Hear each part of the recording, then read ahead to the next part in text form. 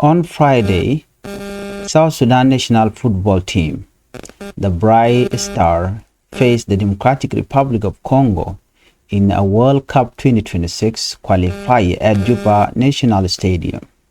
The stands were packed with supporters, including ministers and lawmakers, hoping for a big win. But the visitor proved too strong. DRC scored early in the 13th minute through C. Bakumo added another in the 35 and made it 3-0 just before halftime. A fourth goal followed in the 56th minute. South Sudan pulled one back in the 68th minute, giving fans a brief cheer, but the game ended 4-1 in favor of DRC. This result leaves South Sudan at the bottom of the table with only 2 points, while DRC leads the group with 16. The Bright Star still have 3 matches left against Togo, Senegal and Mauritania, with the next one scheduled for September 19 in Mauritania. For many supporters, the loss was disappointing, but they remained proud to see their team competing on the international stage. Well, in another story, a civil society leader has raised top questions about government spending. Lorna Marek Kaje from the Democratic Engagement Monitoring and Observation Program reacted after the South Sudanese Revenue Authority announced collecting 956 billion South Sudanese pounds in less than 8 months. This is the highest collected ever. Simon Akwedeng, the head of the authority, say all the funds were sent to the Ministry of Finance, but Mere Kaji asked why such large sums do not translate into real service. She pointed to broken roads in Juba, poor hospitals, and weak schools. Every time we hear about billions of pounds collected, but people life don't change. Where is the money for proper hospital, for classroom, for good road? She asked. She also questioned what happened to oil income in the past and now with non-oil revenue rising. If both are gone without showing result, then citizens must ask where is the money. South Sudan Parliament deal with the United Arab Emirates. On Thursday, the Transitional National Legislative Assembly approved 4 agreements with the United Arab Emirates. This includes visa-free travel, air services, double taxation avoidance, and investment cooperation. Supporters say this will open South Sudan economy to the wider world and bring opportunities. But critics warned the country may lose important tax income, with benefit going mainly to the political class. Some MPs fear that the deal could allow money laundering, weaken revenue collection, or even create security risk. Others, however, argue that South Sudan is a sovereign nation and must engage internationally without fear. After 3 hours of heated debate, the agreement were passed in the presence of key ministers, including justice, finance, trade, and parliamentary affairs officials. The Minister of Wildlife reported the capture of 2 vehicles carrying over 500 kilograms of bushmeat on the Juba-Bur Highway. The suspects were arrested near Badigolo National Park. Charles Laku, the minister's spokesperson, said the meat and the vehicle were brought to the ministry and investigations are ongoing. He warned that poaching is dangerous not only for animal population but also for human health, since wild animals can carry disease that spread to people. If we keep killing these animals, our grandchildren will have nothing left to see. Laku say, urging citizens to protect the country's natural heritage. In another developing story, business demand fair taxes. The leader of business. This week, business leaders met in Juba to discuss the country's economic challenges. The Chamber of Commerce said roadblock, arbitrary charges, and harassment from security forces are damaging trade. Traders also complain about high costs at Mombasa port, poor road safety, and constant fees from municipalities and traffic police. These issues, they said, raise transport costs and push up price of goods, including basic items like meat in Juba. Losidik Ladu Lukak Lege, head of the chamber, said the private sector is united in seeking fair treatment. We are ready to work with government to improve conditions. Business can grow, jobs can be created, but we need clear policies and fair rule, he said. Clashes in western Equatoria. Meanwhile, violence continues in part of the country. In Tambura County, western Equatoria state, opposition force SPLA-IO clashed with the government SSPDF.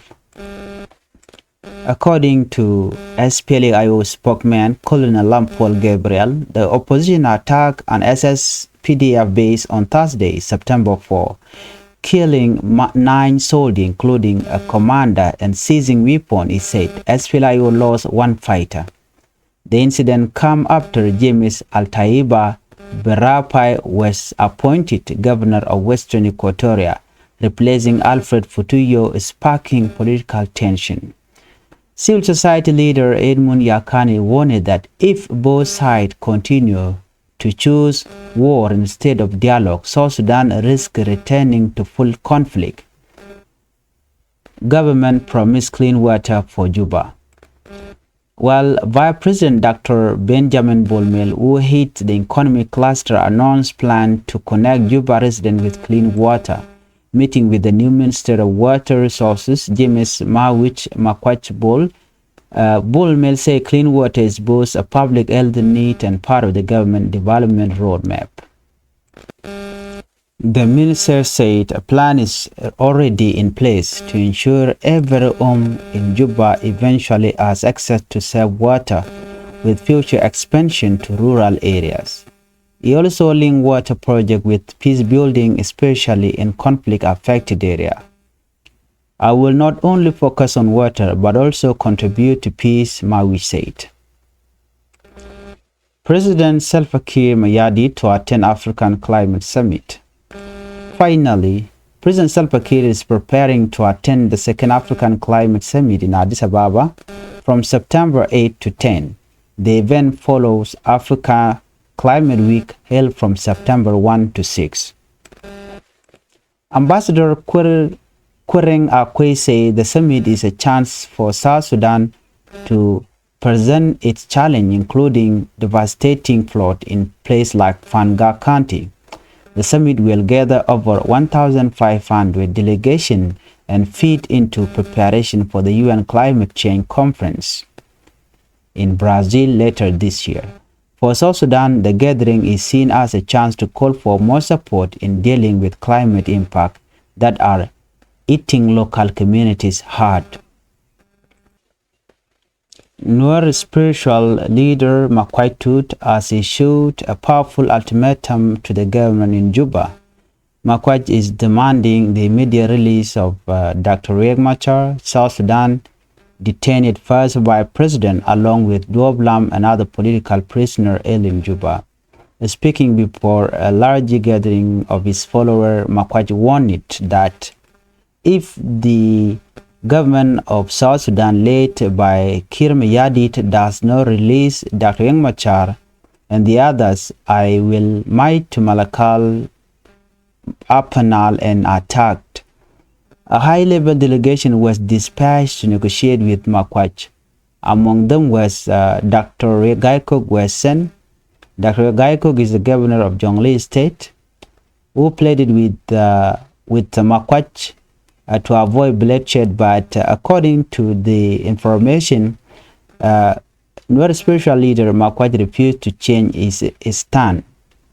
The governor of Upper State, Kwang Shorale, also pled for restraint. He reportedly begged the spiritual leader to give dialogue a chance, but Makuach remained firm, saying, in February, when the conflict started or broke out in Nasser, Ulang, Pangak, and Unity State, he did not join the fight. He said, I thought the government would stop, but instead, the government led by Kir Mayadit continued to kill and attack my people. He said, this time I will not remain silent.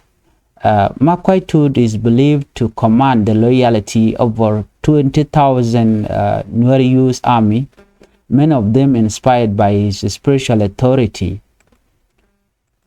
His movement has grown significantly in recent months, with followers viewing him not just as a military leader, but as a protector of the Nuer people. If his demands are not met by the government, analysts say that South Sudan could slip back into a full-scale war, with Makuach demanding the release of Dr. Machar. If his requirements are not met, Malakal become the first flashpoint, they said. We know that in South Sudan, releasing these prisoners is demanding, because it is the only way that could take South Sudan back to peace. Without releasing the prisoners, still South Sudan will not find peace. That is why the Nuer spiritual leader is calling for the release of Dr. Machar and others political prisoners. Calls are growing louder for the government of South Sudan to release opposition leader Dr. Riek Machar, who has been under arrest for a month. Civil society activists, church leaders, and members of the international community believe Dr. Machar freedom could mark a turning point in the South Sudan fragile peace process. Dr. Machar, the first vice president and long-time rival of President Salva Kiir Mayardit, was confined in late March following renewed clash between the SSPDF troops and community militias in Upper Nile. Dr. Machar detention has been described by many as a major setback to the implementation of the 2018 peace deal, or the revitalized peace agreement that was signed in Khartoum between Kiir and Riek. Activists argue that keeping Dr. Machar under restriction not only undermines trust but also fuels suspicion between the government of South Sudan and the opposition SPLA-IO. You cannot silence one of the key signatories of the peace deal and expect stability, say one Juba-based activist. Dr. Machar release will show good faith and restore dialogue.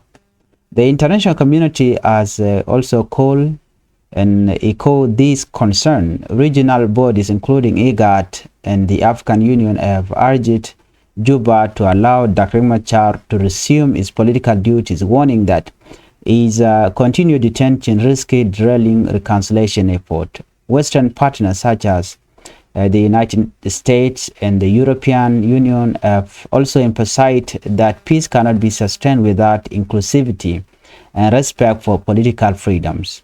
Analysts say that Machar, present in the government, is critical because of his influence among the Nuer community and his role in maintaining the loyalty of the SPLA-IO forces. Without him, mistrust deepens.